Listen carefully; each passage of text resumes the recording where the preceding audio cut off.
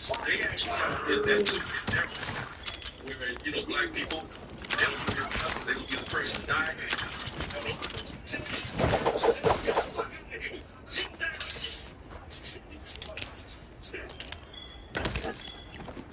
I love that. See, there's a lot of stuff that just had me just, I don't remember a lot of these things, man. And I just started laughing really hard. Sure, that's one of these jokes that would catch me off guard. That whole thing, now it's an old joke. But back then, this was, okay, they'll rush out.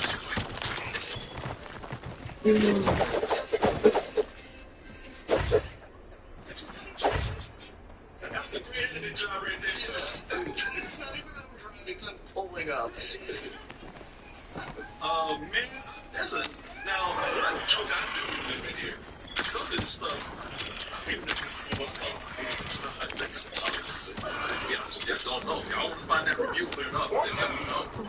But I don't even remember the cadence of the days or joke in there. There's some stuff that I quote to this day.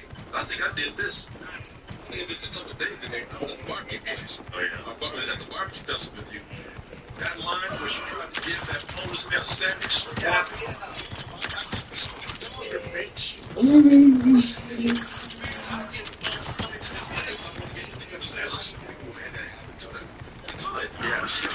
It's hilarious.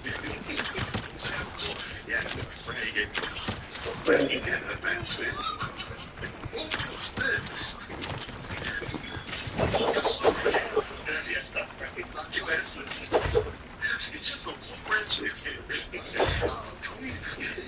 Yeah? What you want? Well, you want to show me? Also, I didn't realize how observant some of these jokes were at the time, because we joke about how these teenagers, when they cast them really like 20 years old and 30 years old, we thought of that. It turns out that this movie was on top of it back in the day. Yeah, they cast people in the late 20s, early 30s to play I mean, it's funny because the whole time watching it, I'm thinking like, man, how they gonna play them off as teenagers? And then they had that scene right there. I did the same thing. Look at them cast me 30 years old. And the dude was like, yeah, we know, bitch, you idiot. They did that on purpose. It's the joke. There's two jokes in particular that they keep hitting over and over. And I was like, at first it was funny. I was like, damn, y'all keep doing this. And they both have really good payoffs. To where I was like, yeah, all right. We'll probably get in that a little bit. Say that and see if we get into it, man. Because, needless to say, I'm laughing hard at this. I'm talking about how some of these jokes are classic pieces of humor that have lasted over the years. So this movie is not as dated as I thought it was. I thought it would be, especially when I started watching it at the beginning. I'm looking at this, I'm surprised at how much of this really is working. Now, there's some stuff in there that doesn't work for me, but for the most part, as you said, this is 26 years ago. Mm-hmm. And I'm pretty impressed how much this is really working. And a lot of it's not just because of the writing. Yeah, the writing it has a lot to do with it, but it did this great casting here. Yeah, the cast in this is better than I thought. And I know a lot more about them now than I did back then because, of course, I'm researching this and reading up on this. And I didn't realize that Anna Faris was pretty much unknown. Oh, yeah. At the time. Yeah, I don't remember what she was in before this. Yeah, she wasn't in anything.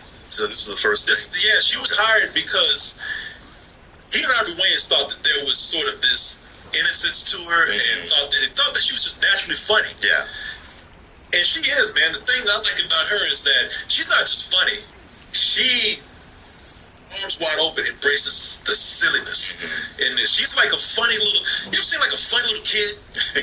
They're not doing anything too stupid for attention. They're actually genuinely funny. Yeah. But they're still kind of childlike in it. That's what she's like, man, because she does these drama scenes in here where she intentionally makes them bad, where she intentionally just overacts. We all seen a scene where somebody gets mad and they try to, they huff and puff out the scene, sometimes run away, and that person's like, please, no, wait, come back.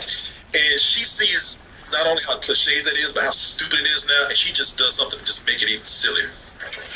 I'm sorry if my complicated life is an inconvenience to your perfect existence. Cindy.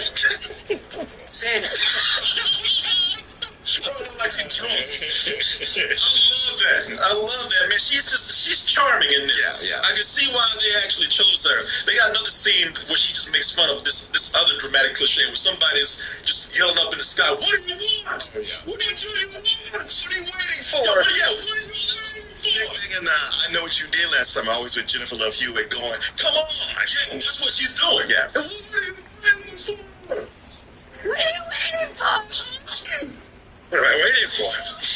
What am I waiting for? What are you waiting for? Yeah! There was a dude who was about to commit suicide. A teacher just had it with these kids. And they were about to talk him down until you came out there with a crazy ass. What are you waiting for? What are you waiting for? Love that, man. Regina Hall. Oh, she's actually in my favorite scene in the whole movie. This is probably the biggest highlight for a lot of reasons. For one, it refers to a big scene that happened in the sequel, Scream 2. For another, this is what people wish they could do.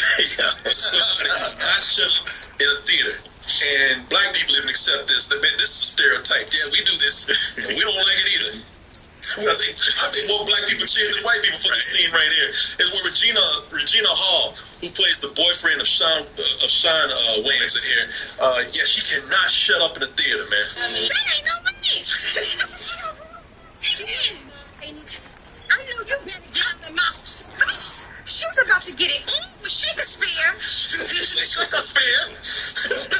And these people are sick of her, man. Yeah, that's how they did it, man. That's a great parody of the scene where because they made fun of black people dying at the beginning of the movie in Scream 2. And so they found a way to spoof that in a really clever way. People so sick of her talking in the movie, Ghostface was like, "I was about to kill her," but everybody else, somebody grabbed that knife like, "No, I got this." You take it too long.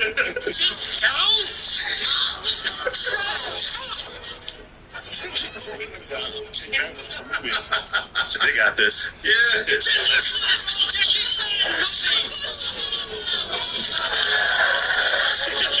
they go back to watching the movie in peace. Shout out to the casting director, because all those extras were really well casted. Their faces and all their performances were amazing. Yeah, they really sold the shit out of that. Yeah. Well, they just let her go on for a long time. And it was like, wow, I'm hating you and laughing my ass off at the same time. Yeah, man. What really made this satisfying is that she ruined a lot of movies. She was in Schindler's List. She was at the Fugitive. She was at a lot of Jackie Chan movies. She ruined the movies for a lot of people. What y'all mad about? They don't even get together in the end. Yeah, that is probably the biggest highlight for a lot of people. That's your favorite scene? Yeah, I forgot it was in there. I was like, I think there's something, and rewatch it. Oh, I laughed so hard. Yeah. No, I did too. And I forgot how good Shannon Elizabeth was in this. Shannon Elizabeth, she's the American Pie girl. Everybody kind of took her for granted as, oh, she's the hot chick that just takes her clothes off. And turns out, man, she's actually a really funny comedic actress. She hasn't acted in a long time, but she's really good in this. There's a scene where she's in a beauty pageant, and her talent is to come out and give a dramatic reading. And it's very convincing because of something that's going on. Somebody do something! Somebody do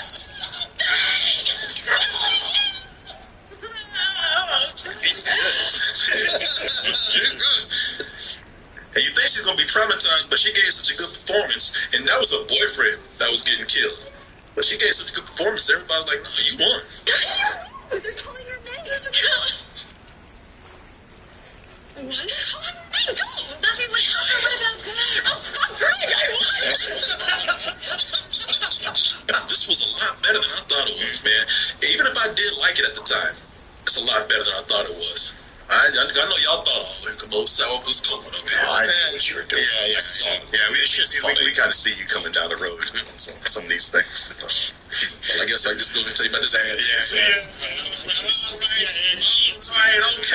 right. You know everything. Just let you have this one today. Yeah, you just got served. I'm gonna serve you this nice factory meal right here, man. Yeah, now you're gonna get served with something healthy, but also convenient for your busy life out there. Julian, you're always at rehearsal for these plays. You're doing this show right here. Julian, how do you get a nutritious, decent meal? I don't. Well, now you can with Factor right here. People, this portion of the show is brought to you by Factor, and I actually eat Factor because, I stay busy, but as you can see, I like to take care of myself. I like to exercise. I like to eat well, nutritious, and it's hard to do that when you're on the go. You end up eating old nasty fast food. Oh, yeah. Especially Happens too often. Yeah, especially being at home and you're trying to make it quick. Chances are it's not going to be good for you. That is not the case with Factor right here. Factor, these meals are healthy and they're prepared in 2 to 3 minutes. So you probably wonder how this is done. What goes into this? Quality, functional ingredients, including lean proteins, got those colorful veggies for you, and whole food ingredients. If there is fat in there, it's healthy fat. No refined sugars, no artificial sweeteners.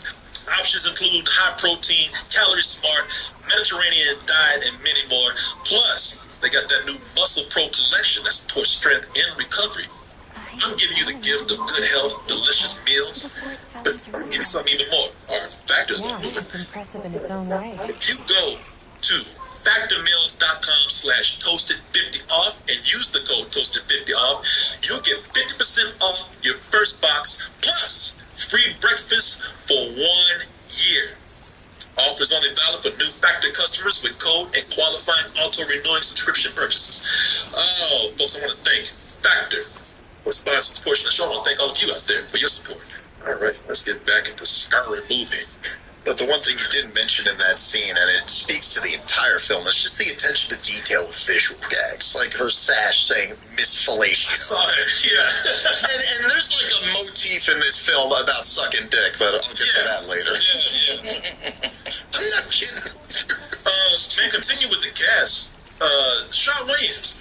I thought he was funny, man. This is because I think he's very funny. He's Man. my favorite character in the franchise. Yeah, Ray. And by the way, this is Sean Wayne's idea.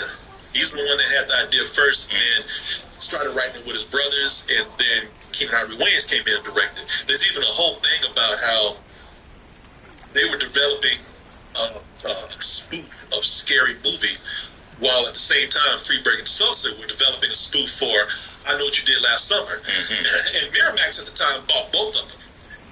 And depends on who you ask, the Wayans were pissed because they didn't use any of the jokes that Freeberg and Seltzer had written, but they got a writing credit. And I can believe that because you believe me, if you know a Freeberg and Seltzer movie, you can spot that joke easily. Sure. It's the one that you don't laugh at. It's the one that's not a joke. Yeah. It's the one that, hey, look at this. You remember that? All right. But Sean Wayans is, man, he's hilarious in this. He's very funny. Wait! There's more! Take on to your seat, baby! Cause this one's a screamer! I don't even know why you do that voice. I don't care. Listen, Matthew Lillard. But Matthew Lillard didn't even talk like that. But I don't care, man. That's funny. Yeah. I know he's doing the overacting thing that Matthew Lillard does. But when I say overacting, I'm not saying he's bad. No, just at the end of Scream, that's what. Yeah. Yeah, in that moment, he's really chewing on the scenery. No, he is. He really is. With spit coming out of his mouth. Looking crazy. Looking feral. With that dumb bandage on his ear.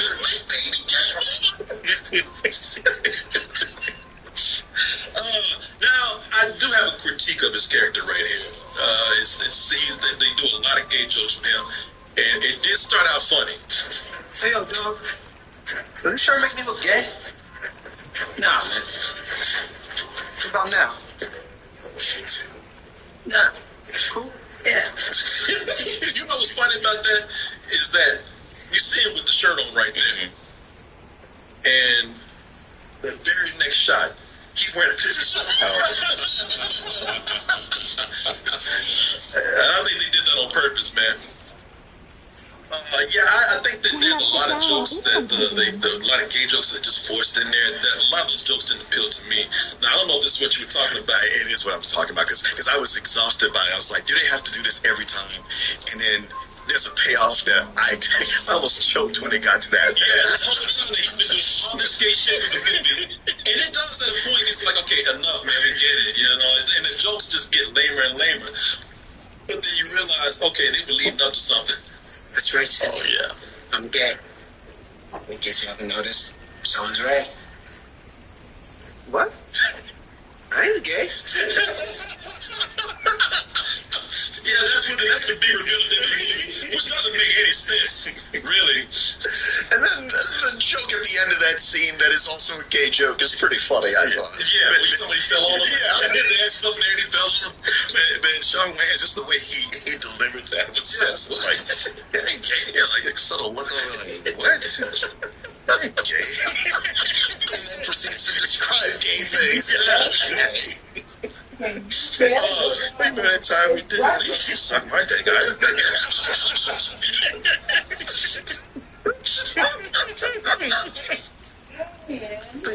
You made love to me. No, first of all, you saw my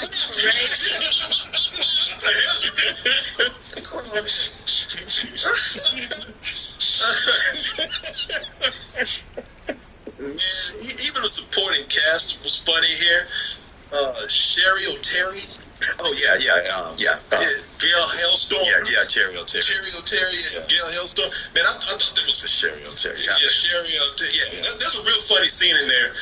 Her character is a takeoff on the Courtney Cox character. Right. No, she's so funny in this. Oh no, she's hilarious in this. But there's one visual gag that I thought was pretty funny. And it's not anything too crazy outrageous. It's an innocent gag, man. But I thought that it was great because it was something that was in the background, and they played the joke out while the rest of the scene was going on. Kenny, get the camera ready. Here, I'll take them. They're trying to twiddling that gun, trying to catch it. I thought that was pretty funny, man. Also, the sheriff, Kurt Fuller. There's some hilarious parts. Oh, that guy, that actor, he kind of steals the scenes that he's in, man, every time. And some of these jokes aren't even that funny, but he makes them funny. I just want you to look at some photos. Tell me what you think.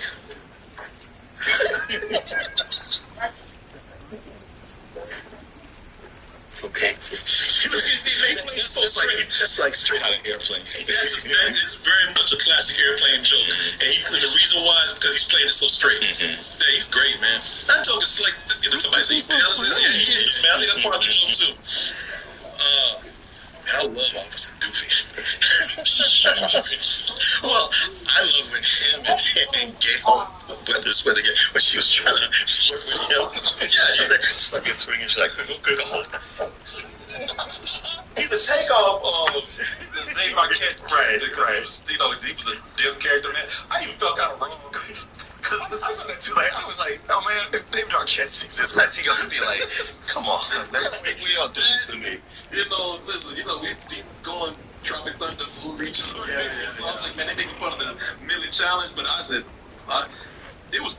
I've run so hard on this treadmill looking around saying I'm outworking everybody there is to outwork, but that's not always what matters. I was never a polarizing wrestler. Now I'm a polarizing wrestler. How does that make you feel? I'm honored by trying to win that section of the audience over.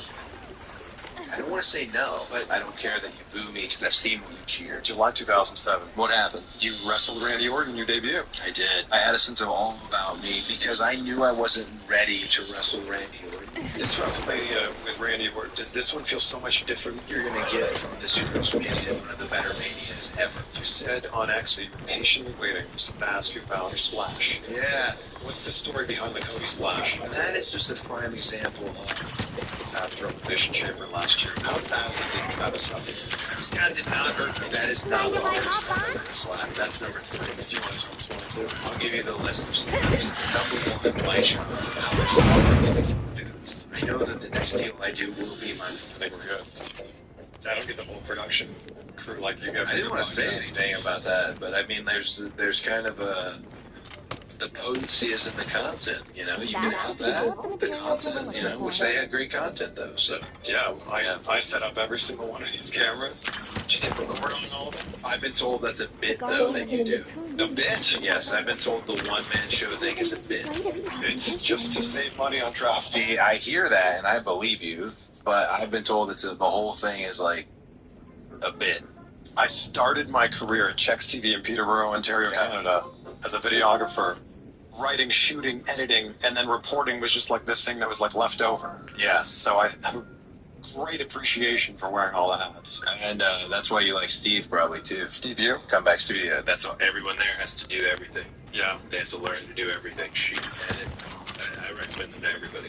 I haven't seen you since you became a father too. Yeah, congratulations. Thank you so much. Thank you. I'm ready for it. It's a different.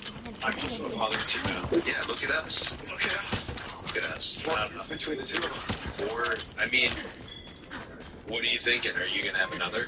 Definitely not. Definitely not. No. You? I think it's a hard definitely not, but also it was a definitely not, we're not gonna have kids. Then it was, we had a child, we had Liberty, and then it was definitely we're gonna have, like, it was definitely not again. No, that's it. One, we're good. And then it became, how could we not? Yeah. So how many? I mean, I'm good. I'm good. It's not in my control there. I'm good. 2 is amazing, but who knows? Yeah, I know. I guess I can't say definitely not, but Yeah, not when it comes to that. I'm feeling like our family is complete. Yeah. Every once in a while, my wife Rachel will be like, "Don't you want another one? Look how Yeah. cute they are." What do you say to that? I say, don't you start. Yeah. Because yes, they're very cute, but Expensive. for a lot of things. I mean, yeah, there are a lot of really grand, beautiful, wonderful, positive, everything good in the universe things, but also expensive. Yeah, I think often about the phrase that I heard, one is none. yeah, We only have one. And I was like, what do you mean one is none? This is so much work. This is so difficult. yeah. Now I got it. Well, I remember, I don't think you'll mind me saying this. I remember the Miz told me, he's like, so I heard maybe gonna go for 2. I was like, yeah. And he said, just so you know, a lot. It's a lot. And the way he said, he never said anything negative. He just goes, Yeah. it's a lot. And I thought, and then, you know, but then once you get, so I feel like, and I was just talking to my other buddy about this, once you have the routine, you have it for X amount of time, maybe 3 weeks, maybe 2 months, and then the routine's going to change. Yeah. So at that sweet spot, when you have the routine for a minute, it's fun.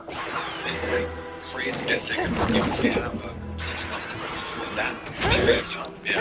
That's it. And then the next month, they're a complete version. Yeah. I was looking at, so one of my favorite memories with Liberty is when we put her in the sleep sacks, and she was up and mobile at the time, and she could talk a little bit, but she would more hum the Disney songs. But it was during the period where we'd do like Milk and 2 songs, and during that period we'd hold her and she'd go to sleep in your arms, and it didn't last long. But I still have that coming with Leilani, and the problem is I can't remember what age it was. Like in my mind, I'm like, I feel like it was 6 months. No way, because it was humming the song, so it couldn't have been 6 months. So I feel like it's more maybe around the year mark. It could even be a year and a half, who knows, but it's coming. I don't know about that. My gosh, the race gonna be fine. June. I know, right? Yeah. No, nothing but WrestleMania main events. That child has done nothing. Where does it go from here? Exactly. And now I said this in Portland after the match, because I was thinking, well, we can't just leave the people. We should say something to them. This was a significant moment we all shared, and that's what I wanted to tell them was, hey, my children have these things they can be proud of, or I hope they will, or they can look back at the time that they entered the world was the time that I really entered my prime as a person in sports entertainment or pro wrestling, and they go hand in hand. I'm looking at the bell right now. Yeah. It still has Drew McIntyre side plates It does. on it. When do you get the American Nightmare side plates? Should have got them on Friday. I was just moving too quickly. You just grabbed the title and got out the door? I did. I grabbed the title and I stayed a little bit after and I grabbed the title. It's, you know how the West Coast shows, wrestlers love a West Coast show. Yeah. Because they can get the red eye.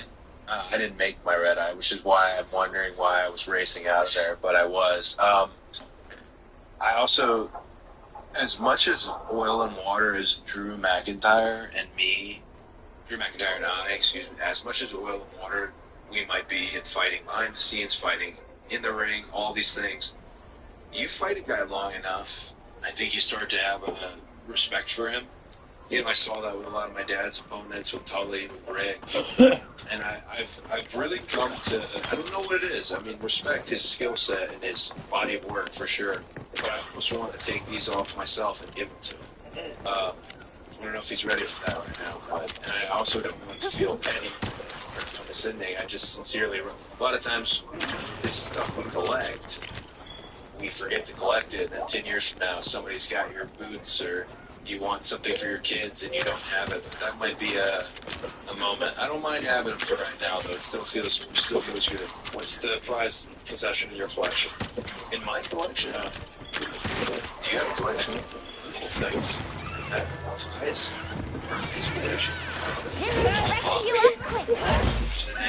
you know, because you become the wrestling guy, podcast wrestling guy, one. And there's so many podcasts, so congratulations to you, by the way. I think you've got copycats, you've got whole organizations doing what you do now. Got Cody Rhodes doing it? I do a podcast, I do, yeah.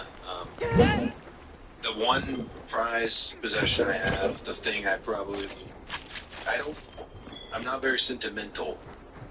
In the basement, if you went in my basement, you'd probably be pretty excited at some of the things that are down there as a wrestling fan. Why not sit down and eat something? Twofold. I have my dad's belt buckle from Paul Bosch, which was just a gift of the cowboy belt buckle for me when I won the title. And it's back in the day of handcrafted jewelry. So it's got the TV in the corner, it's got a cauliflower ear, it's got big wrestlers at the bottom, and he would wear just a stainless Rubio belt buckle. That was the thing he loved the most, and I got it, so haha. That's the one I have, and then the other thing I cherish is I got Brody Lee Harper's last robe that he wore. The white one with that they wore with me, and that one I just hold on to. Little Brody, obviously, whenever he wants it, him and Amanda Nolan, they can have it, but they always leave it there, and I like having it. So those are my two I like. With everything you've done since coming back to WWE, has it occurred to you that your accomplishments have outdone your father's accomplishments in WWE?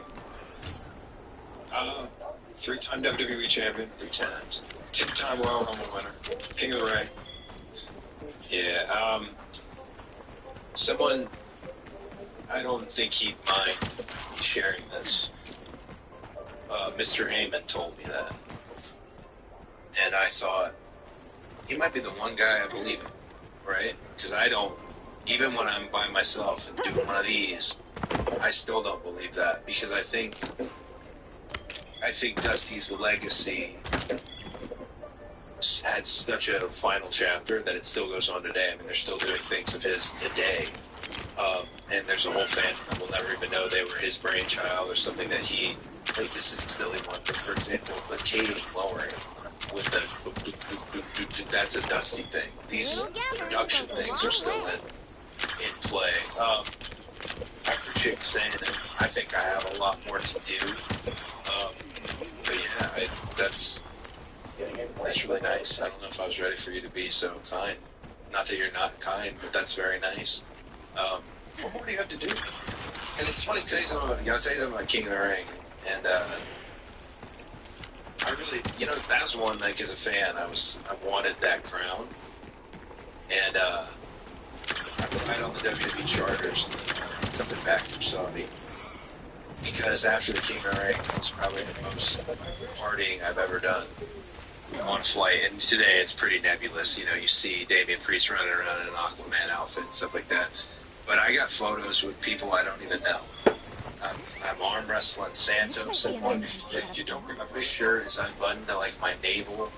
But all I remembered was this would have been way cooler had I had the crown. Because I emerged from the front of the plane with the crown on. But yeah, I had a good time. That's the drink of choice. Well, I don't really, for a guy who All creatures does a in Dragon podcast with, survive you know, wild. weekly American vodka, I'm always a Sazerac guy. Because I have a love for Sazerac. I love Pappy. I love Sazerac Rye. Obviously Wheatley. But I really have... It's not as happening as much. The time you see it is usually on the podcast, which therein lies the problem. If you're a non-drinker, which I think falling into that part of my life where I'm a non-drinker, then all of a sudden you're having specialty cocktails on your podcast. It's no secret a few of those podcasts, there have been a few that were teased in photos, and that wasn't my guest's fault. That might be my fault. There might be a graveyard of unaired, and that's a shame, but we're gonna get them. They'll end up on the vault one day. Maybe on the vault, yeah. Lee Fitting and Steve Brabant, what they've done with the vault is great. Oh, it's phenomenal. You do, man, I'm about it. You can tell wrestling fans run that channel. Yes. And sometimes when you Hendrix, is it good? such a big corporation like WWE and TKO and everything like that, you don't want people to be that big of a fan, because their fandom sometimes can take over. But I don't mind who's ever pushing the button on that one. He's giving me the hits. That's the stuff I want. I did an interview with Steve Black, but it was like the first interview he had done in something like 16 years or something. 3 days later, what was on the WWE vault? It's a match for Shane McMahon. See, That's interesting. is he? Did you get the sense he could still, like, he was a lethal weapon still? Oh, yeah. Most people talk about him in that Haku sense of Yes. the lethal weapon. He runs a very successful bail bondsman business right now. Dude, I love that. Blackman bail bonds, and so like as we're setting up the interview, his phone's just ringing like crazy. People need that bond. Blackman bail bonds, right? What jail? Okay. Where is this? It's in Pennsylvania. Okay. So You know- always we're in trouble. That's crazy. But yeah, he can slow down. I love when you see wrestlers, I say civilian life, but out there, jobs, non-wrestling jobs. It's always funny. I know Greg Gagne, for example, was, selling cars for years, and I can't imagine, because Greg Gagne helped train me a little bit. I can't imagine what that was like. He had such energy, such babyface fire. Wrestling School 101 things you learn. I wonder if they're applied to those trades. They gotta be, right? You put out a tweet about working at Einstein's Bagels. Yeah. So is that your only real job before wrestling? No, I went to Einstein's. I still have a lot of love for Einstein's. You got fired from there. I got fired, but they brought me back. Why'd you get fired? I got fired because it was a bunch of, I think we were 16. Yeah. A bunch of us were working behind the counter, and, after the morning rush, it got a little slow, but I remember, they have a lot of cream cheese options. And there was like strawberry cream cheese, and you take the scoop or whatever. One of my buddies said something to me, like condescending from the register, so I just took the cream cheese and put it on half of everything bagel, and I threw it, and it hit him like smack, like movie style, where it like hit him and slid down, and that was it for me. And then a few weeks later, I got that job that I know more about two places that I should never know about: Einstein's Bagels and Smoothie King, because I work at Smoothie King too. So to this day, Smoothie King Arena in New Orleans, for example, I feel like I'm connected to it. Obviously, they have no idea who I am, but I really like those jobs. They were helpful. At the time, my dad and my dad was home, but we didn't live like we were broke. He didn't treat, he still gave us everything we possibly need, but didn't hurt at that age to have like a little. I wasn't saving up for anything either. I wasn't going to college, wasn't sure. I was going to LA. It's nice to have.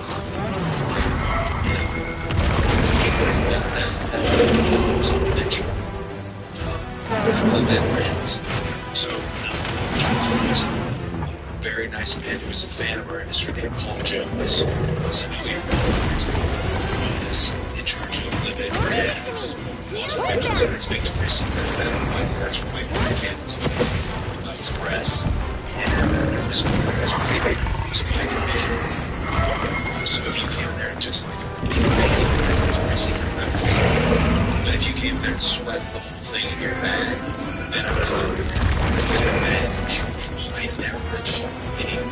never hired an author, manager, co-manager, so that they can take side of the story. And they just show me videos. We'd see if we recognize them. So there's keep up so that they breaks as the graphics happening for it plays photos because my name knowledge is multiples that are from San Diego to Los Angeles and even some NorCal stuff because I was sitting there so that I didn't find their ones.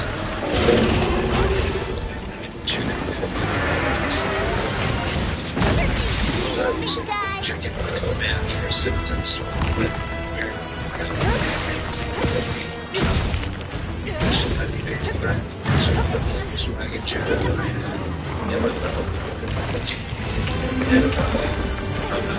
I'll say the best part of the job was every now and then making videos for new managers. Notice they're always there. Is this considered showing? It's sort of like very interesting, but I like that job. Job's like that. We have paid for shows. Just got paid at 15. So, I like the story, so I'm trying to make it.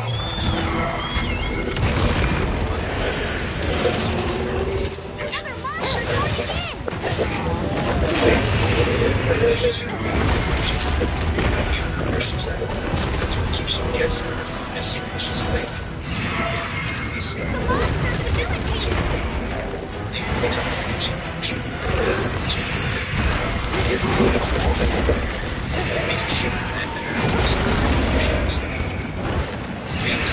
is at the job.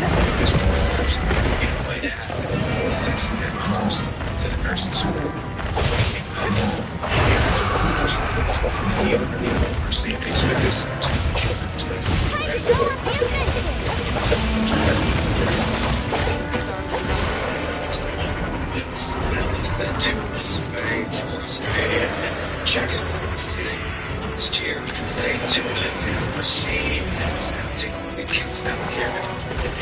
This match has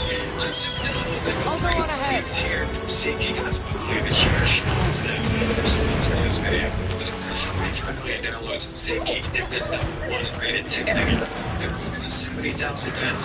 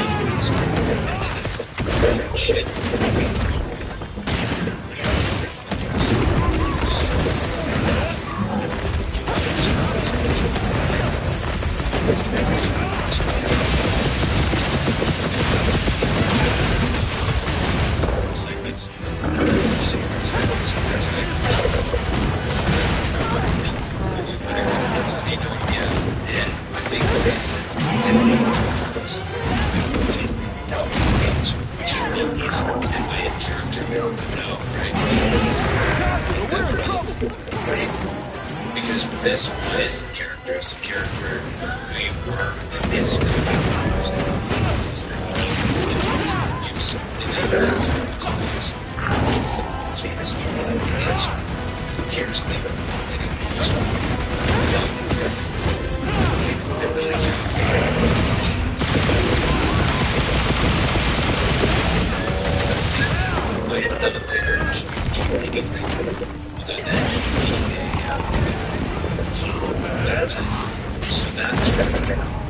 Complex by the question. Maybe there's other times as the division is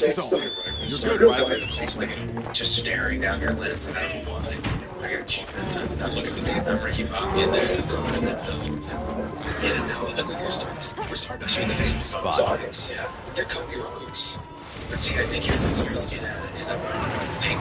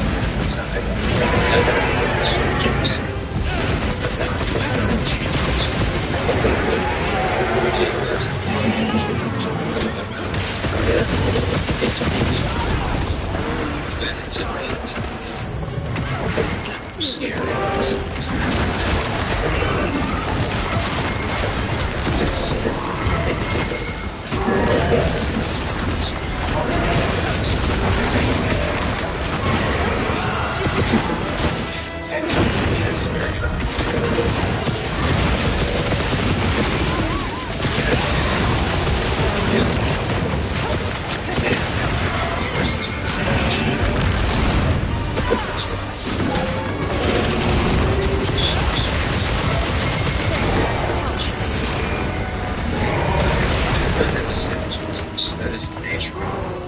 But then that's what you teach it, right? It's sandwich.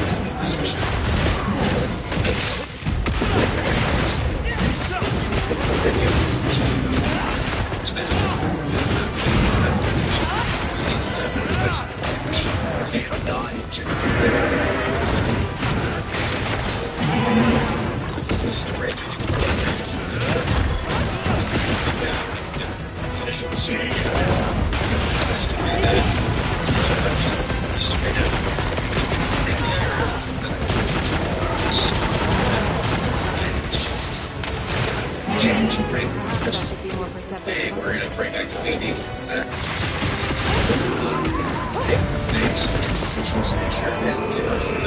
Today is a fine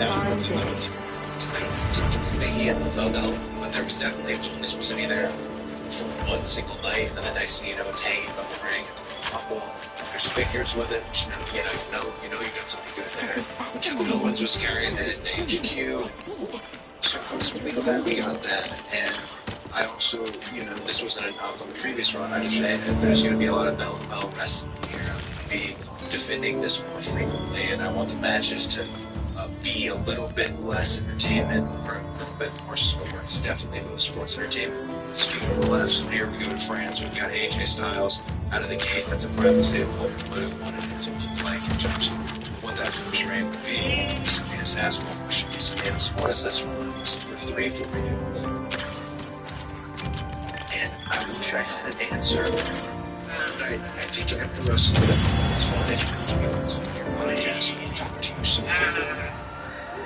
do they find their identity? Do they change? Are you talking about different characters?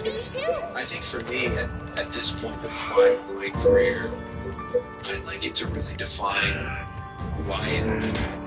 I'm not so much worried about defining what the belt is to me. I'd like myself to be fully formed and fully defined, and I think I'm there, as far as the American Nightmare, what that is, and how I feel about it in an area that's changing. Because I was never a polarizing wrestler. Now I'm a polarizing wrestler.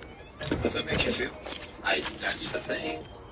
I'm honored by it. I'm honored by the passion of Let's take a break. both sides of the You can't hunt on an empty What stomach I would after like all. to do to honor those who are so excited and those who are so not excited, however you put it, is I want to make sure that I'm not gotten to by it, right? And I think with everything I've been through and everything in the business you have been saying about thick skin, I can definitely say I have thick skin now because I used to not have thick skin.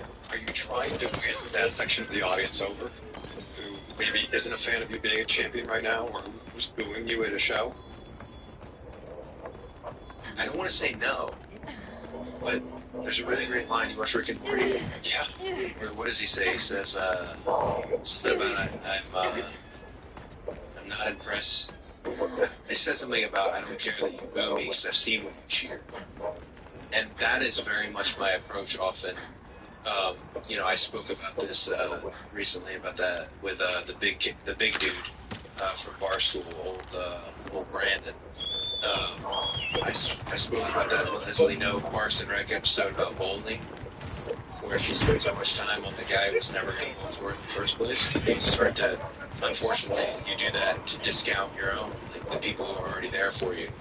But I don't want to be against them either, right? If that makes any sense. I think John had it perfect.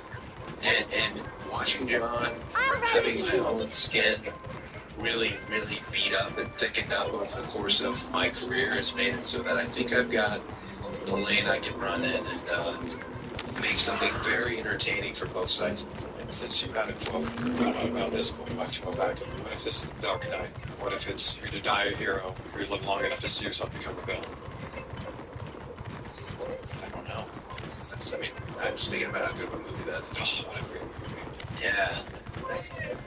Begins guy. Yeah. It was like Begins, but more Dark Knight. Like the amazing.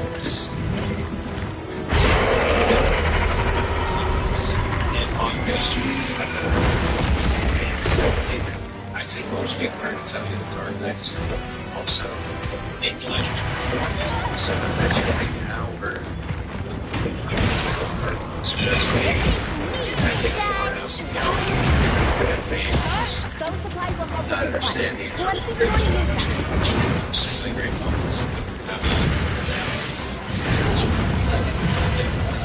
That would be a little such a advice to each of you, but not being where you know, cherry could be. The biggest mistake I think you can make is trying to discourage compassion. It's lean out on the sides of the thing you be engineers sometimes I try to make this and I have a feeling I'm going to hear it as things. I like getting to Vegas as champion. Just as and say, there's more than that's WrestleMania thinking French was a champion. So that's I think that's the most interesting. Getting on the soul is huge.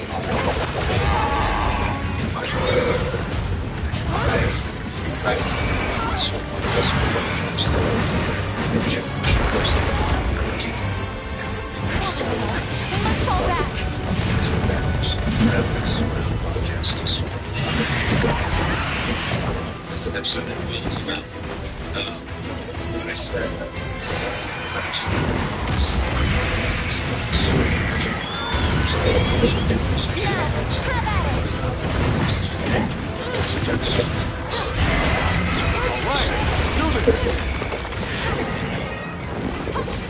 Here we go.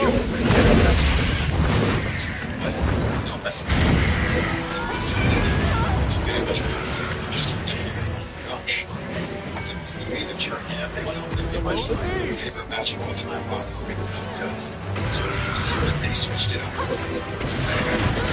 There's fans sitting there.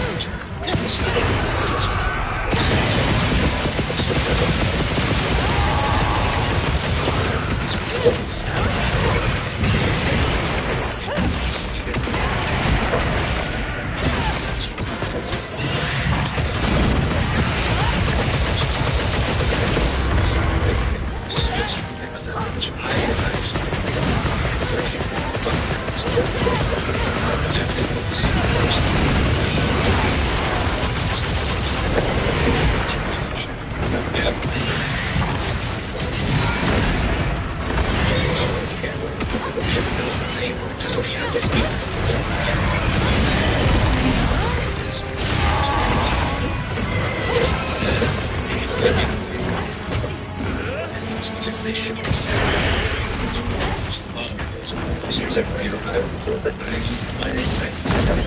Okay, great. It's going to be one thing in Louisville, Kentucky. It might be a different thing in Las Vegas. I thought you said something because you talk about film as the term. Some people might think that's priority, and it might be that. I might not need to do anything. And they might think, oh, he's a bad guy. He's your capture.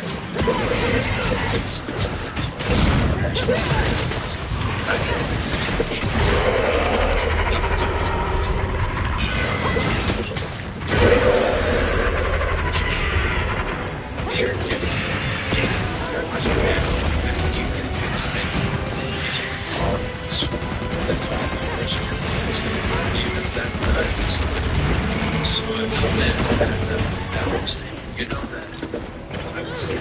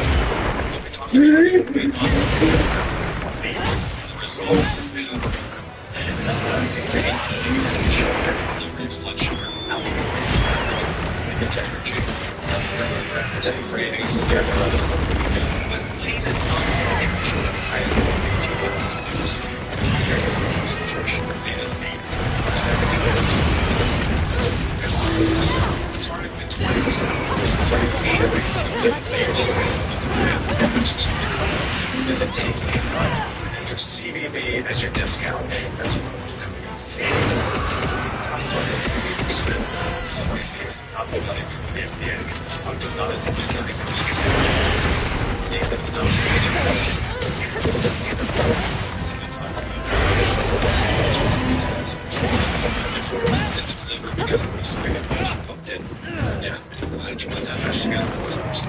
Let's pursue. Did he tell you is up there? He did. Well, I never was one to get mad or get in my feelings over WrestleMania 41 because it was part of a larger story. That is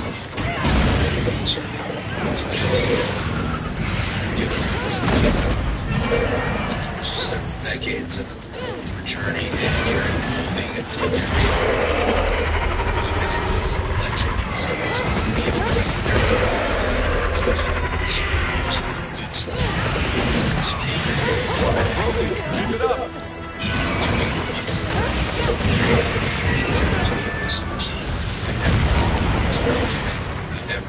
I never doubted John, and I hope he knows that because he's a he often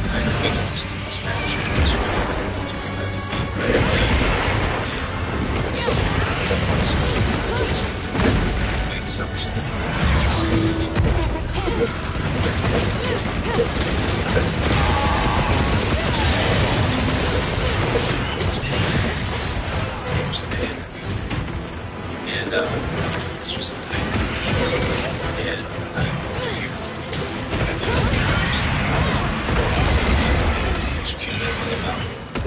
And I went there, and I realized maybe an hour just talking about that for example. Something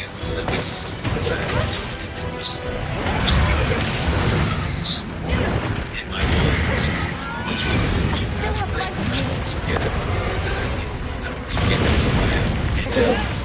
doing things better.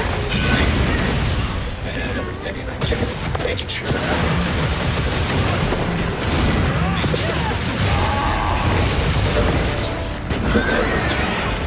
I can't believe may actually go out to the next step out the siege, which is live 2025, 26. That's wild. John, that was a possibility. He could have just yelled his own version of it, or I could have yelled my own version, but that was a really special moment because I got a lot of pictures from it. I didn't share any, except maybe one of us signing at the tables, but I got to be with my friend again. And we got to, not just be with my friend, but I got to have the responsibility that I think anyone in the business would want. I got the responsibility of being booed in Vegas. I got that responsibility of being the one who can survive. Hey, yeah, it's good. You may not be the hot thing right now, but if you're gonna be QB1, you have to be able to survive. For me too. And I got to be able to be in there with the guy who survived more encounters than anybody in our business with split crowds, for him crowds, and hostile crowds. How did you guys come up with the Cody Vader, John Cena coming up? You're on your shoulders. What a spot. I don't want to say whose idea it was, but I can say this. There's a guy backstage who runs Gorilla. Shout out to him, Tamario. You know Tamario? Tamario does not like Cody Vader. I like that he calls it the Cody Vader, because we could easily just call it a lift, like it's, you know, denoted in the production budget. But he doesn't like the Cody Vader, because the Cody Vader makes sense. And if we're only going to use it for me to come up, and then it's, I prefer it's only me. But I joked with him a lot that, hey, look, dude, we're getting bang for buck here, 2 uses of the Cody Vader, and it made him feel better about the use of it that night. So yeah, that was, I'll go ahead and credit Triple H for that one. Because I want to, yeah, Triple H, the easiest one to credit for it. But that was fun. Also, you can tell how strong a man really is when you're going at a tiny incremental pace, and the floor is lifting you and yourself. Had me, and I think wanted to carry me 70 yards, but didn't need to. Like, you could fall off your shoulders at a certain point. He still got it. John certainly all the functional strength that you've seen, all the Hard Knocks videos and all that. That's never going to go away. July 23rd, 2007. You had your television debut. Oh yeah, Monday Night Raw. And your opponent was Randy Orton. This is gonna. Have you ever seen Parks and Rec, by the way? Okay, there's a great. I've been quoting Parks and Rec a lot. But there's a great scene where the guy goes to talk about Twilight to Leslie Known, and he starts with the birth of the author. She goes, oh, you're going all the way back. All the way, yeah. So when you said that, I'm thinking, dang, we're going back. Right? 2007, what happened? You wrestled Randy Orton your debut. I did. In the week, 2 weeks before, a week before, he'd slapped my dad backstage.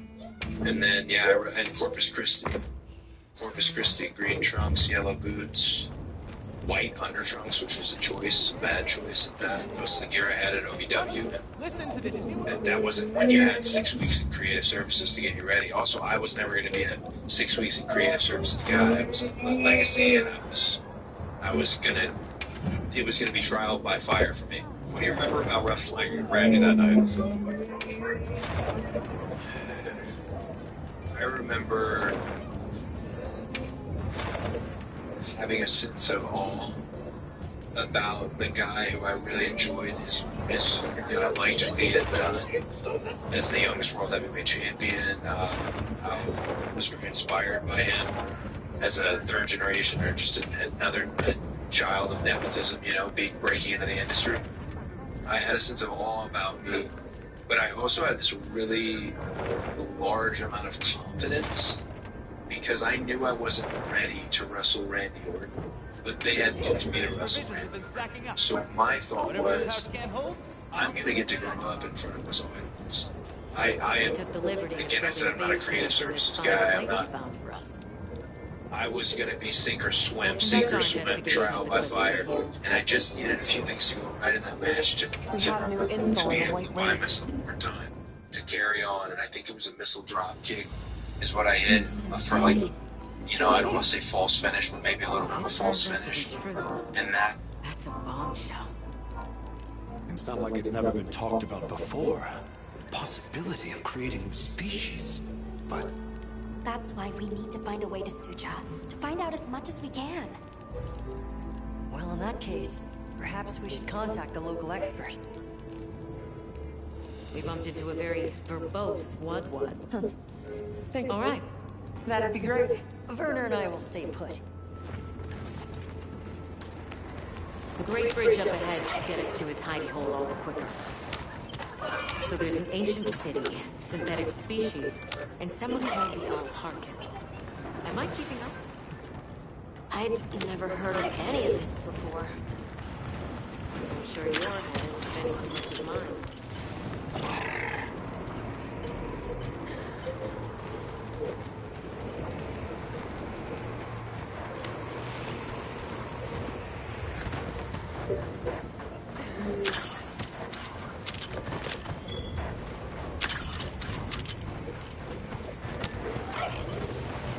They're right once we're across the bridge. So this is what it's like on the inside. Those arches. We're seeing the remnants of a civilization at its prime. Time really is just a straight line, huh? Just a line of infinitesimal moments leading to the present.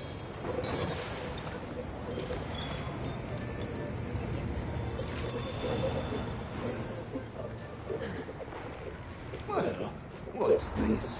How capricious our meetings and partings seem to be. You need not explain.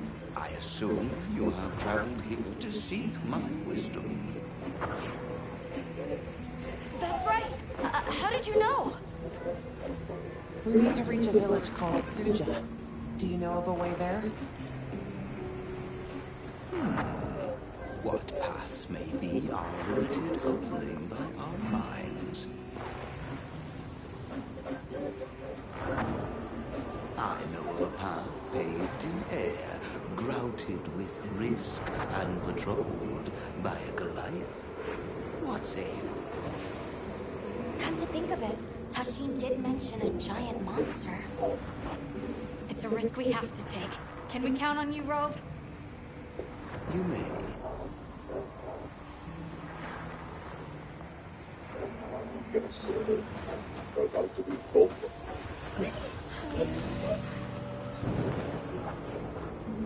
There. That way. Straight on to the end. The path is self-evident.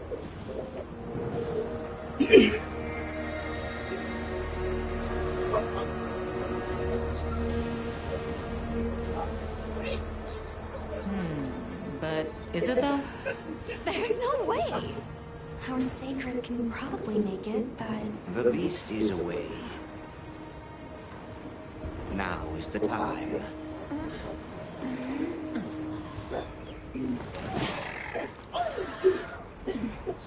Thank you. May your journey reward you. Can you take the rear? Let's go.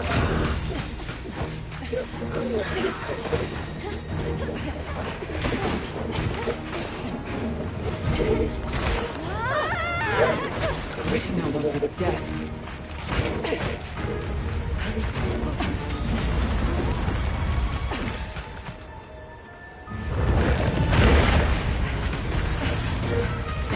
What? Now was not the time.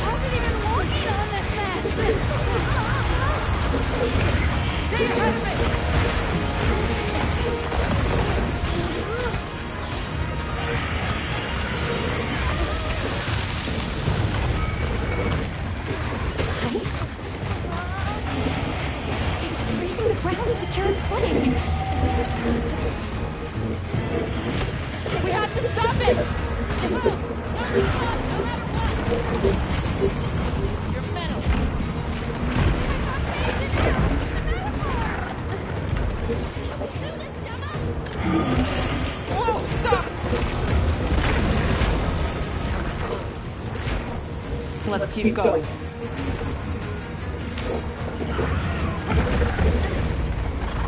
don't like all the tremors.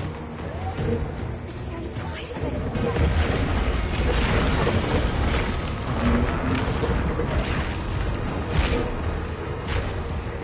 That place covered in icicles. It looks spacious enough. We might be able to set up a pop-up camp. It's worth a try. Anything's better than staying out here.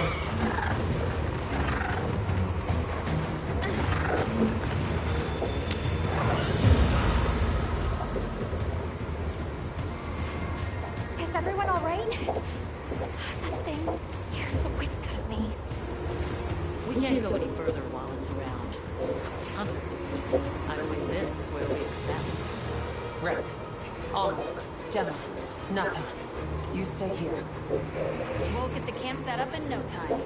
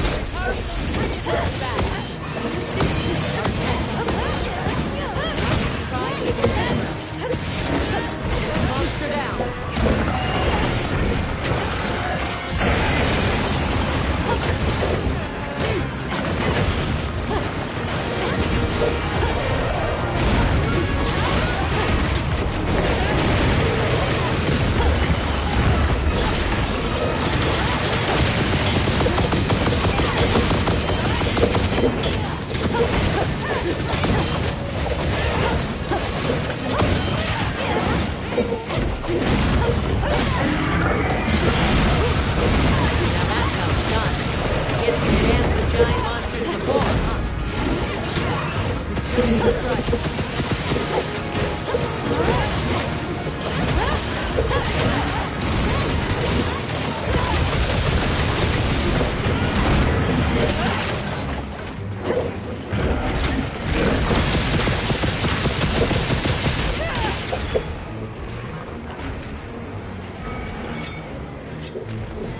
There! A way forward! Let's go after it!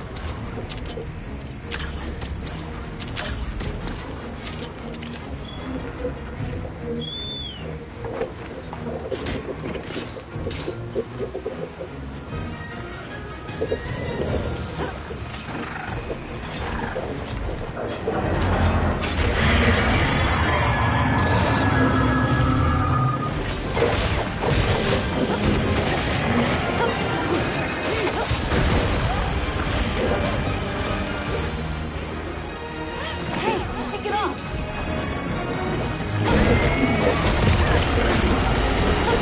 Put my all into this one!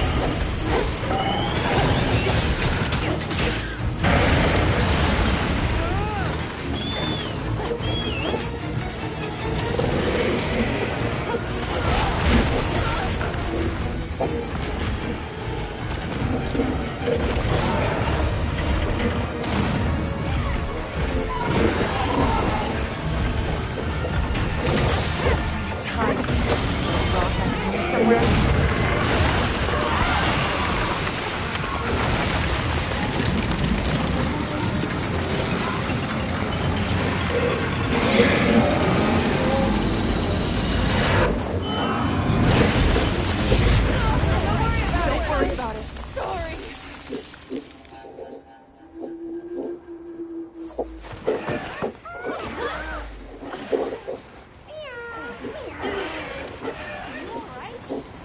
Don't go out there unless you got some kind of ice protection, okay?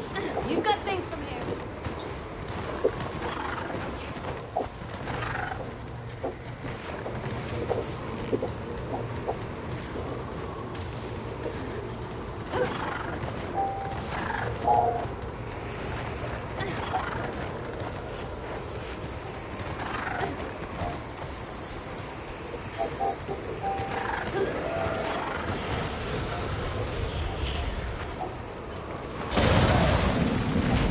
Monster back!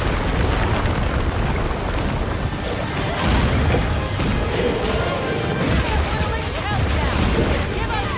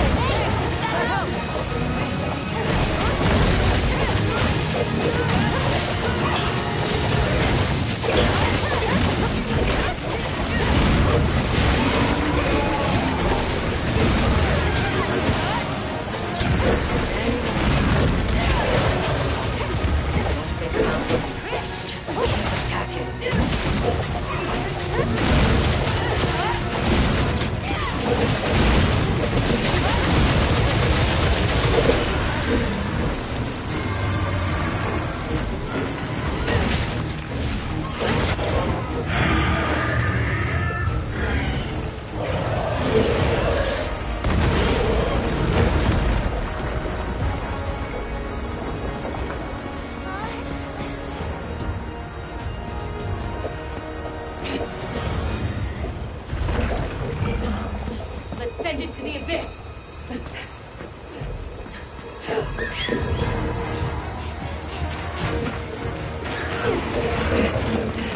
You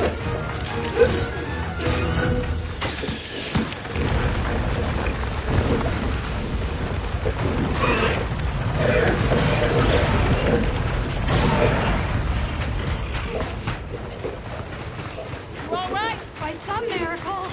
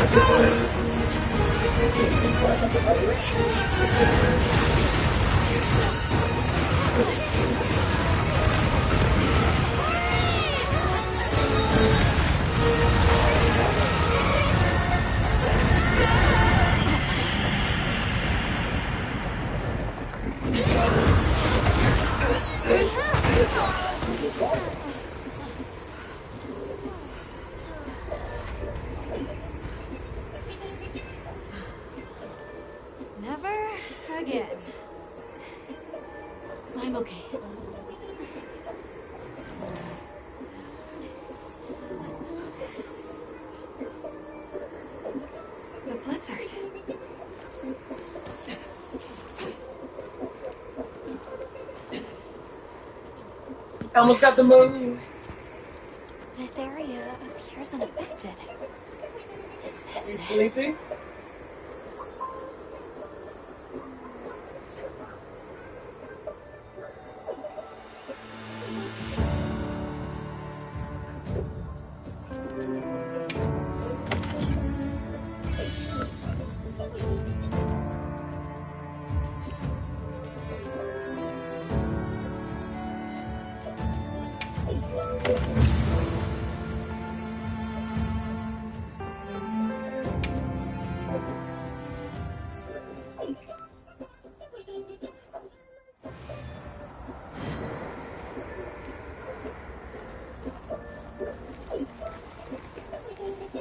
This must be Suja, right? Where we'll find the Allharkin.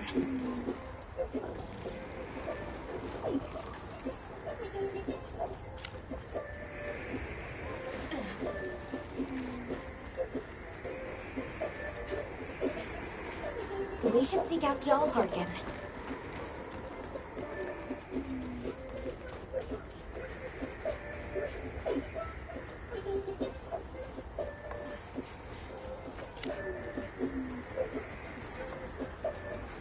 It looks like it leads all the way up. It's so strange here. You'd hardly know we passed through all that cold. The weather here is milder for some reason. If you told me this place was protected by some secret aegis, I'd believe it.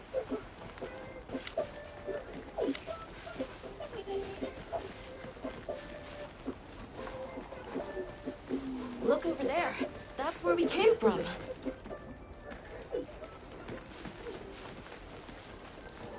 Huh? Are you the ones? Are we done here then? Who is doing the harvesting up top? The Allharkin said she would.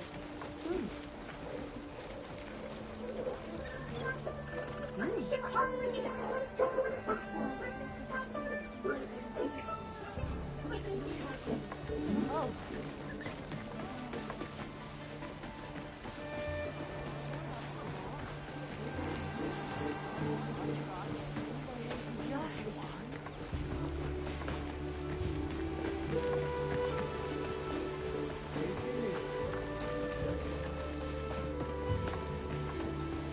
Wow, we're really high up. The Allharkin must be here somewhere.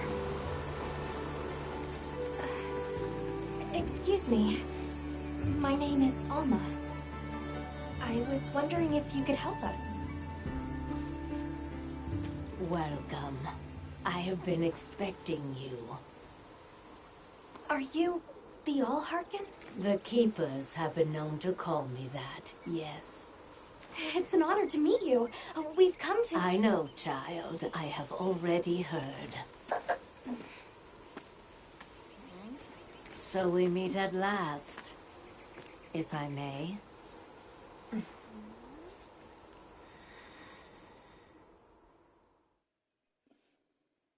My word. How tired you must be. We will fight. Wait. Please, tell me. I'm one of the keepers. My name is Nata. There's a guardian that attacked our village. The one called Arkveld. And you desire to know why it did this? Yes. Why did it escape? Why did it start hunting? Do you know why the Guardians came into existence? Because the keepers created them? Come with me.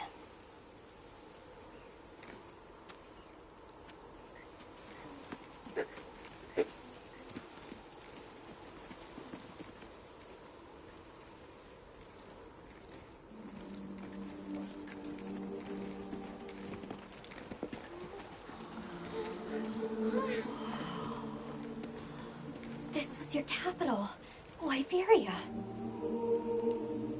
In a time long before our reckoning, the people of Wyveria created the Dragon Torch, a source of limitless energy. They channeled this energy along the wormways, wielding its power in every corner of the land. At times, it was lightning to dispel monsters, or a heavy downpour to cleanse poisons discarded upon the land. It was fire to forge precious materials. And it negated the very weight of buildings so they could mount the sky. Nature's laws were no more than a suggestion to them. Their crowning achievement was the Guardians. A host of servile creatures to do their bidding. Wyveria's supremacy was beyond question. If that's the case, how did such a glorious city come to ruin? They invited calamity upon themselves. After the people were put to rout, the Guardians fell into a deep slumber. But Arkfeld woke up. What is Arkfeld? What should the Keepers do? Please, my uncle said that you would have the answers. Where that creature's transformation will end, even I cannot say. That must disappoint you. I am sorry. But even I cannot give you the perfect explanation you seek. You and I are the same.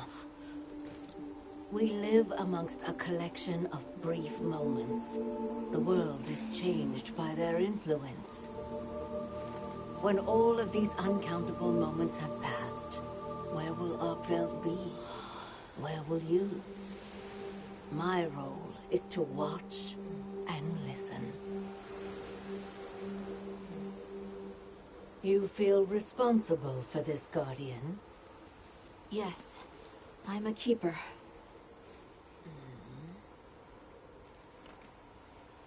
No, that's not why.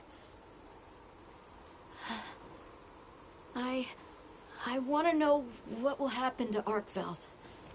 If my friends are with me, we can learn and help.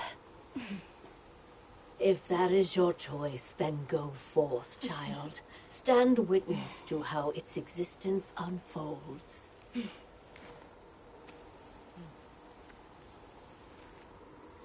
So much beauty. Everything is truly, truly beautiful.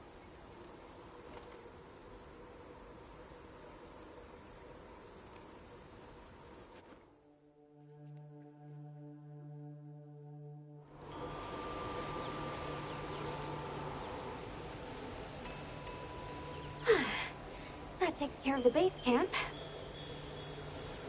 We should talk with the people here while we have the chance. I'm glad you all made it here safely. Well, thank you for making space for us. It was very kind of you. If you don't mind me asking, what's that building over there for? What, that? Oh, 'tis nothing special. We use it for melding. If it is of interest to you, we could find someone to tell you about it.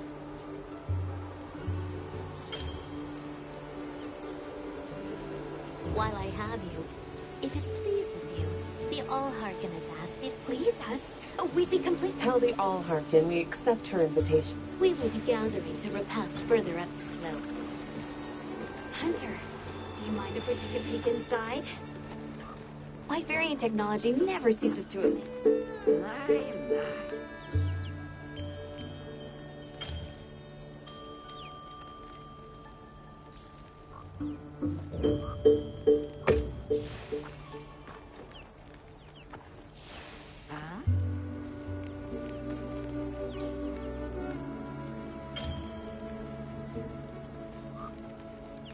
You should go for a walk. It's a beautiful...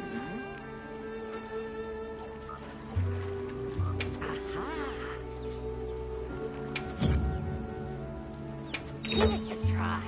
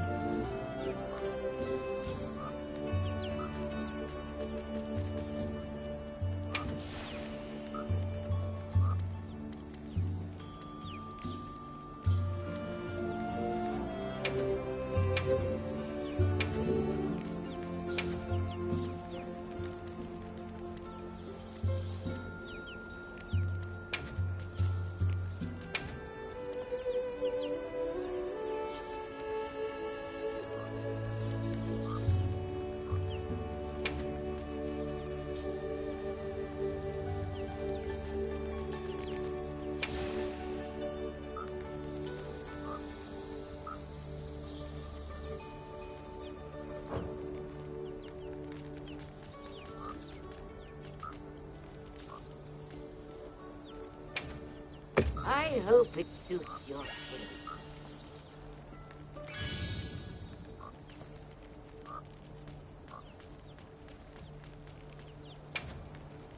Give it a try.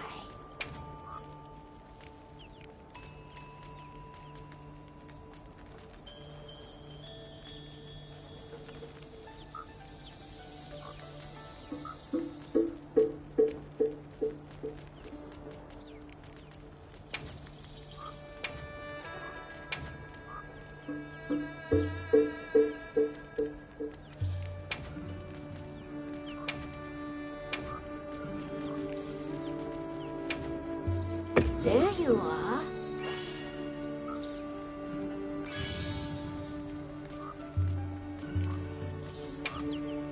Give it a try.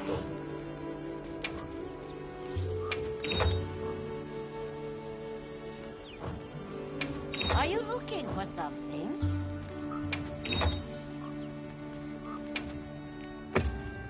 I hope it suits your taste. Give it a try. Don't be a stranger.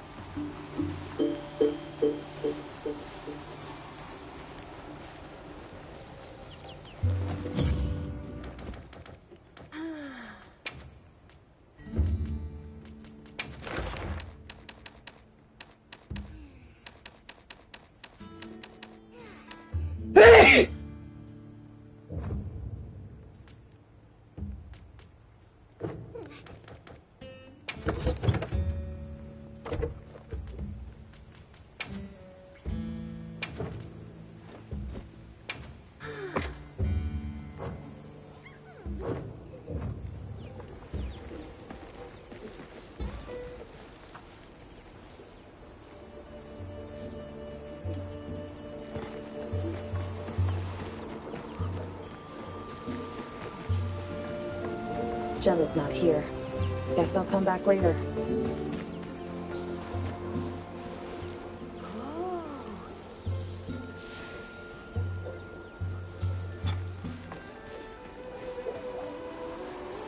Olivia.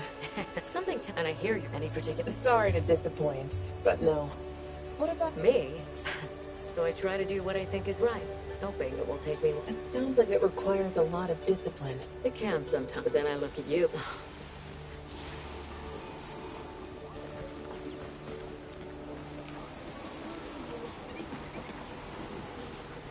Oh. Yeah.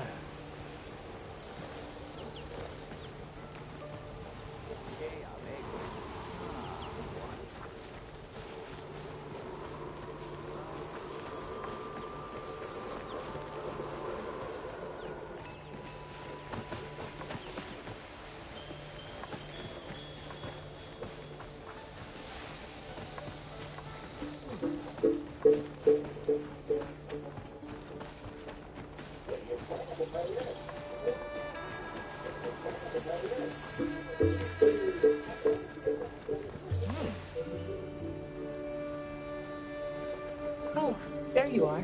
I've been having a look at this. It's called the Oscultary to the people of Suj. Must be, if they use it for prayer.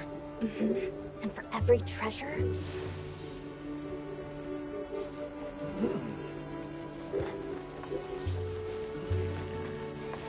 Welcome. This way. Oh, hello. Aren't you cold? I'm okay. The Allharkin said she... But we can... You've taught me if it decides there has... Right.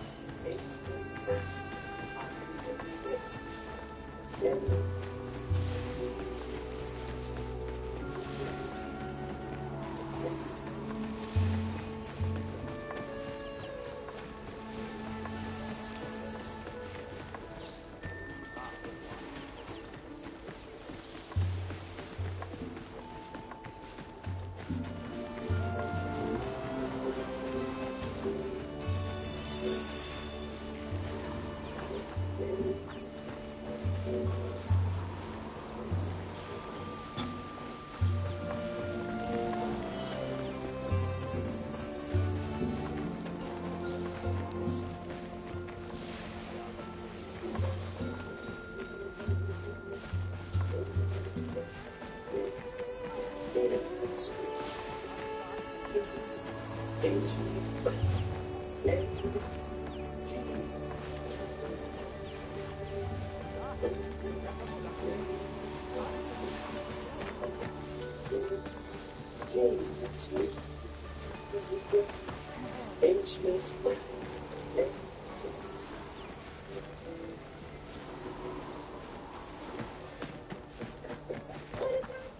don't know about you, Hunter, but I'm still. Yeah. You know, Hunter, when dealing with, I just can't believe in that one. Hope I don't let you. But we can.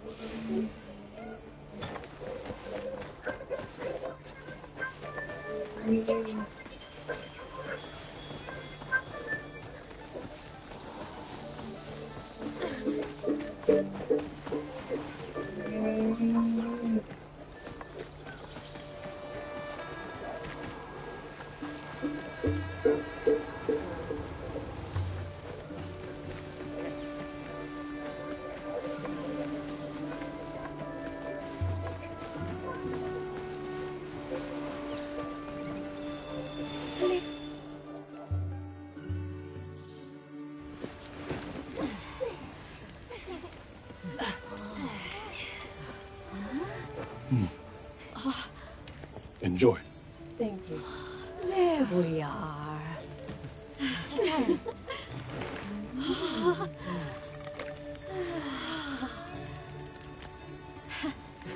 Let us eat.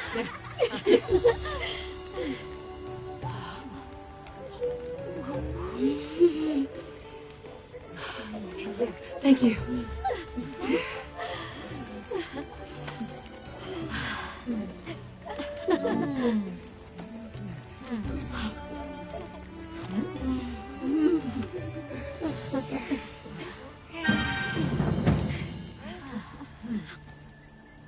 Thank you for the meal.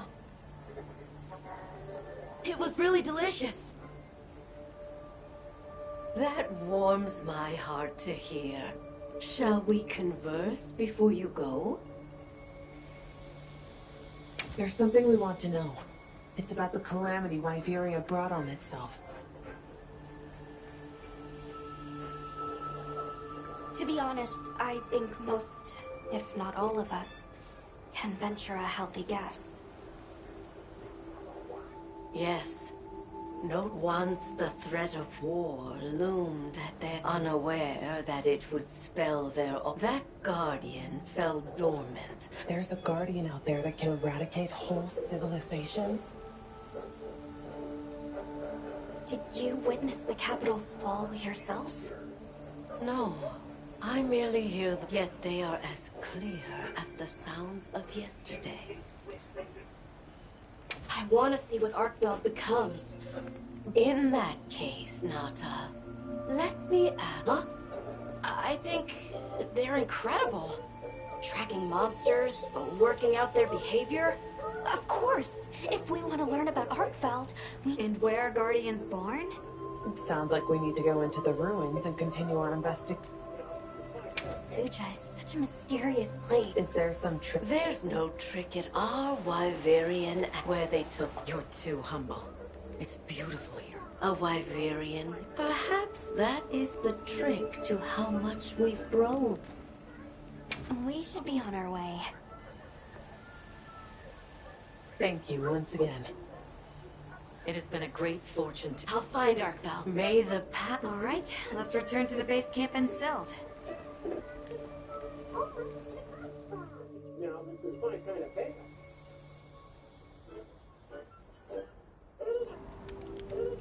So, you think you'll just enter Wyveria and study the Guardians? That's right. Uncle, I know, but... Carrie, the Allharken... We'll find Arkveld. Together. Yeah, there are places in the capital where the Wyvern milk has crystal. I'll go with you and clear it. We'll leave as soon as you're ready. Just say the word.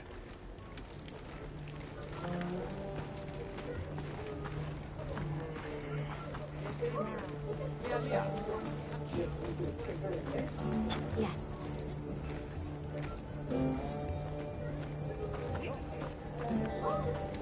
What do you say to some equipment recommendation, eh? Just great. If you're looking to make an impression.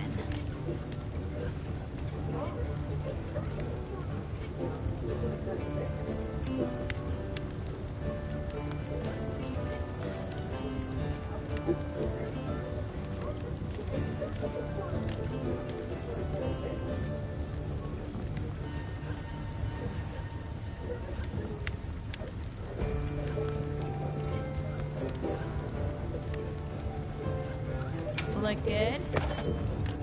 Alrighty. Perfection. Chill.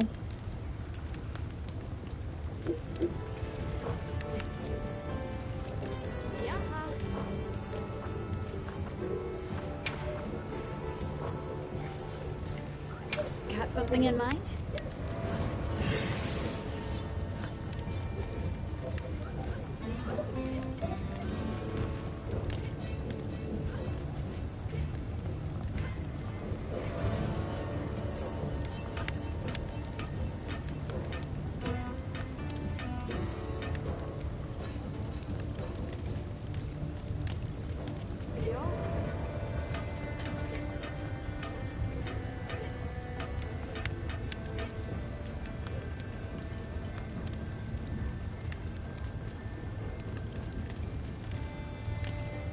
I'm ready to work.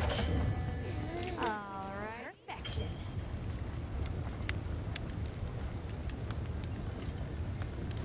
Whoa.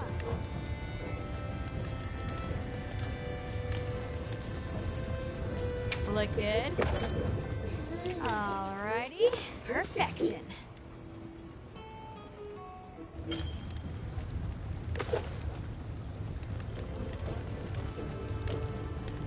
Ready to get to work? Alrighty, perfection.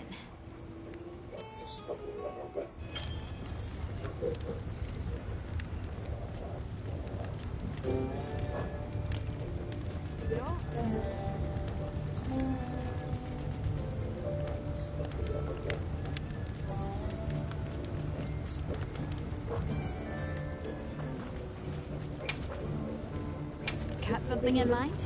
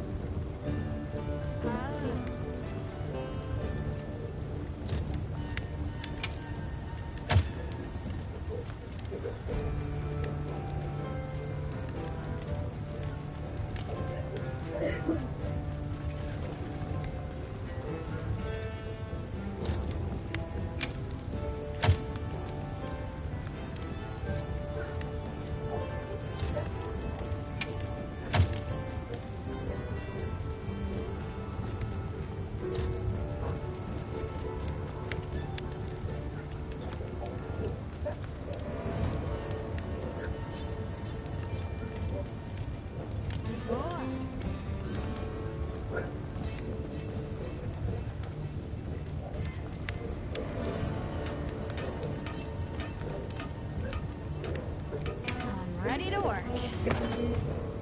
Alright, perfection.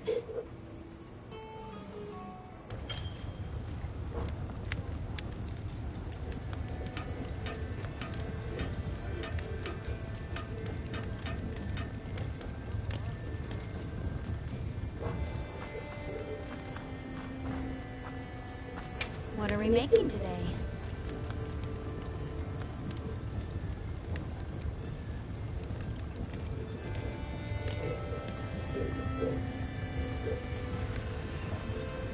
I'm ready to work. Alrighty, perfection.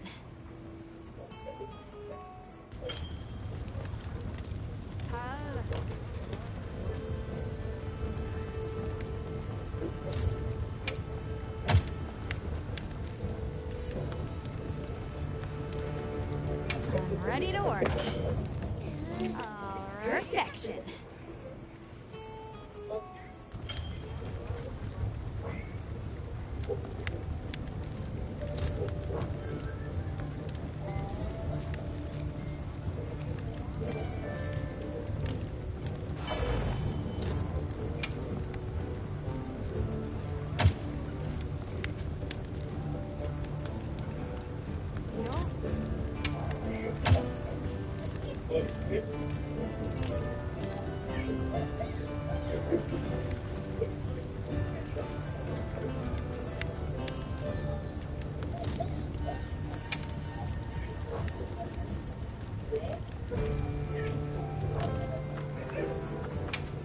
making today?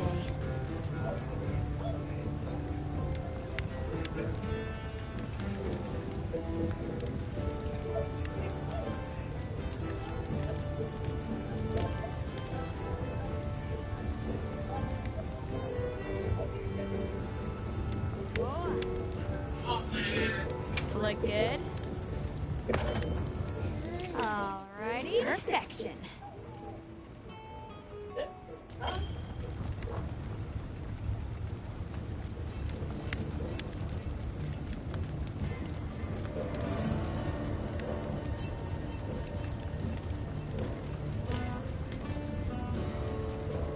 Ready to get to work?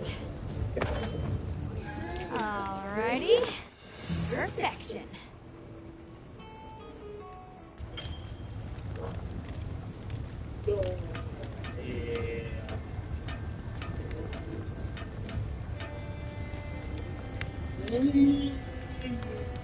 Look good? Alrighty. Drink that at the table. Sit down. Perfection.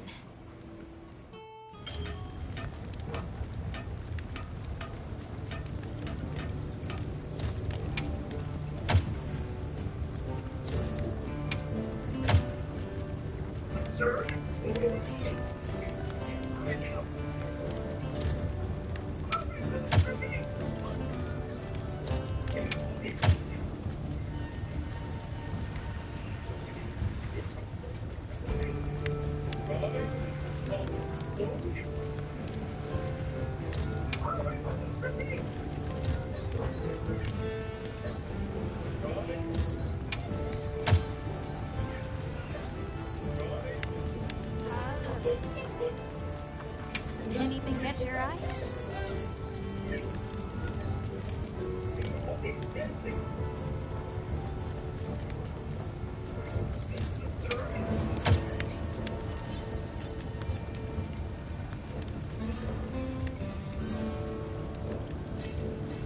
Look good? Alrighty. Perfection.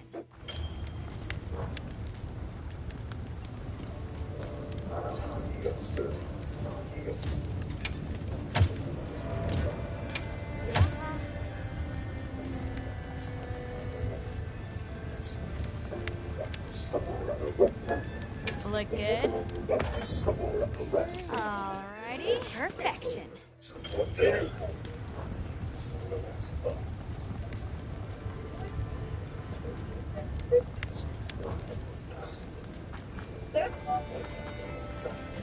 What are we making today?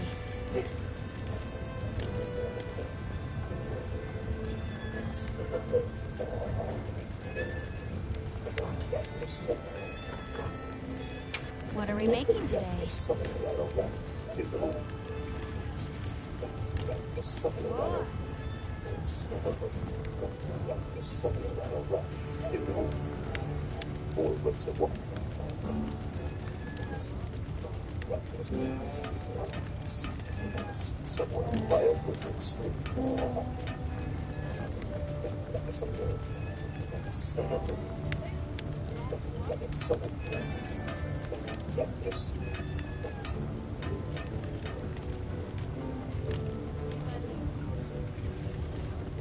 I'm ready to work.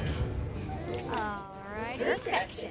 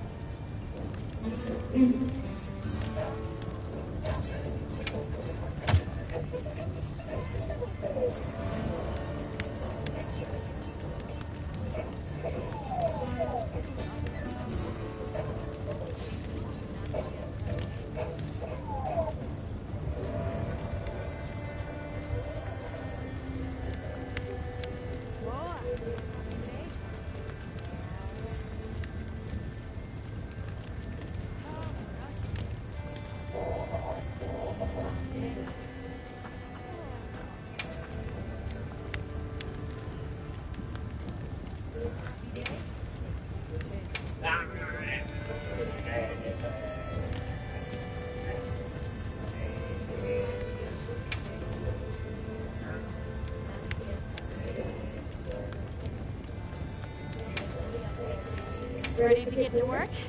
I'm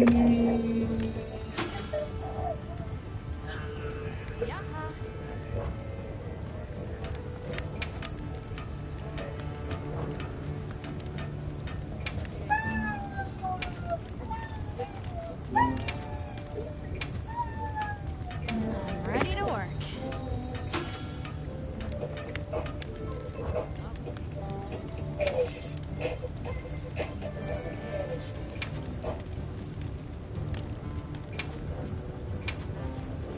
Ready to get to work?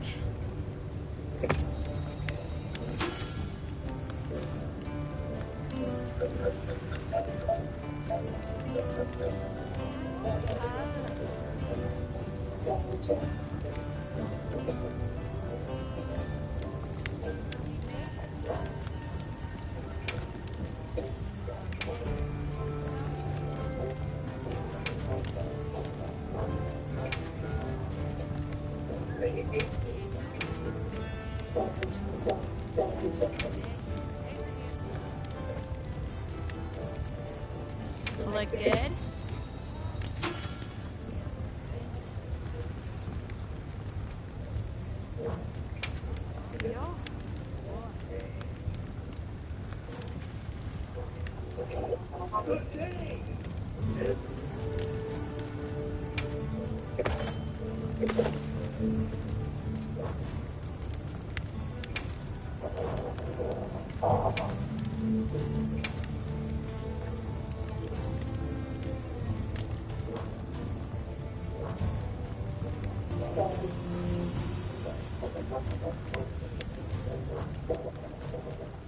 What are we making today?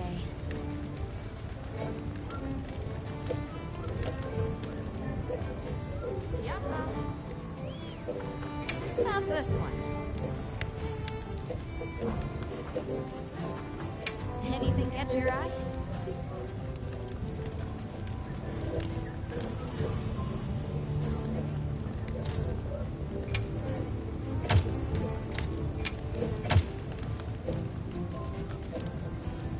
Look good?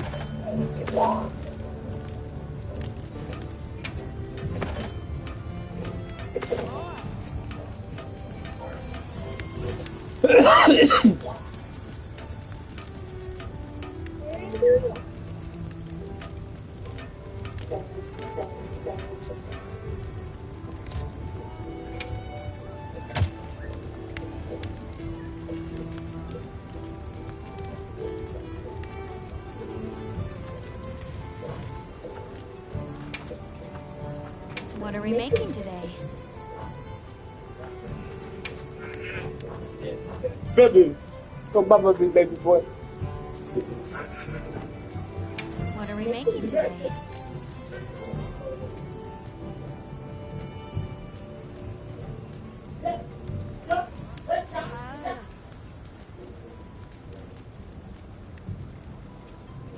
I'm ready to work. Alrighty. Perfection. I'll be even more helpful now.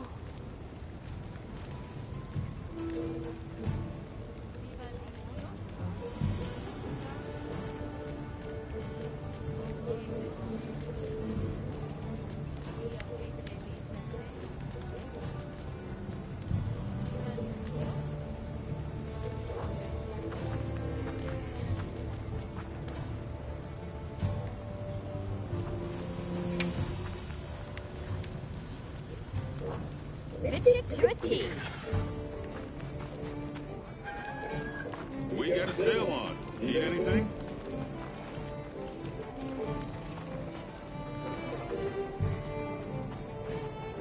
Yes.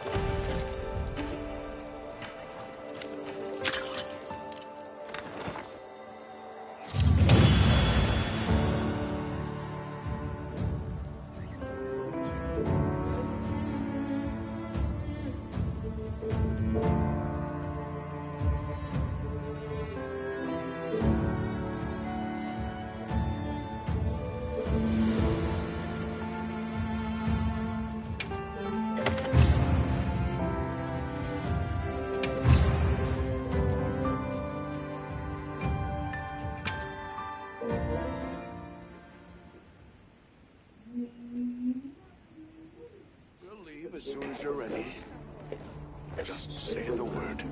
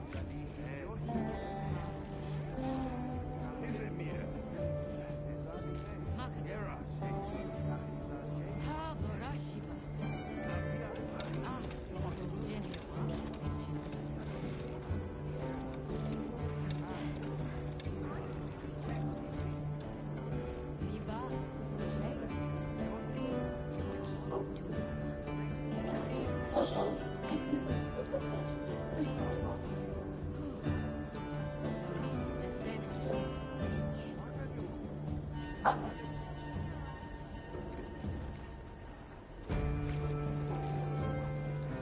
eat the waffle.